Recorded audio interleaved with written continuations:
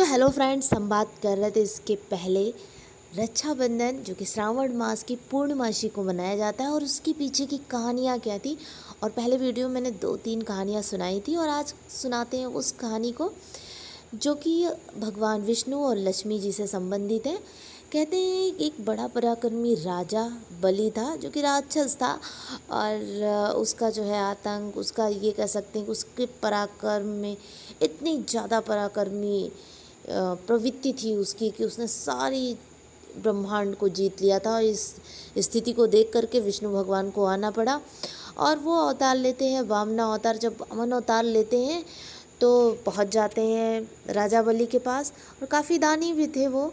और जब पहुंच जाते हैं वो यज्ञ करा रहे थे, कहते हैं मांगो जो मांगना हो। अब ये जो कि वामन अवतार यानी कि छोटे हैं, बहुत छोटे छोटे छोटे पैर रहते हैं, कहते हैं कि क्या ही मांग लें। कहते 3 पग भूमि चाहिए। कहते हैं अरे 3 पग ले लो, छोटे छोटे पैर हैं, कितना ले लेंगे।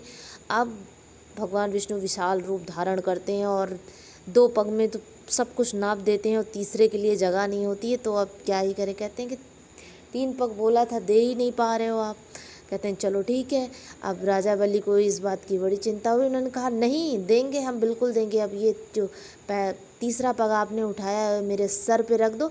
और जैसे ही विष्णु जी उनके सर पे रखते हैं वो सीधे पाताल लोक चले जाते हैं। और पाताल लोक चले जाते हैं तो बड़े प्रसन्न होते हैं विष्णु और कहते हैं मांगो जो मांगना है तो मांग लेते हैं। बलि कहते हैं कि ऐसा करो कि आप मेरे साथ जो है पाताल लोक चले चलो।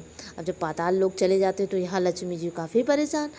अब बहुत दिनों के बाद वो जाती हैं पाताल लोक और रक्षाबंधन यानी रक्षा सूत्र आप उस समय का कह सकते हो, उनको भाई बना लेती हैं। किसको?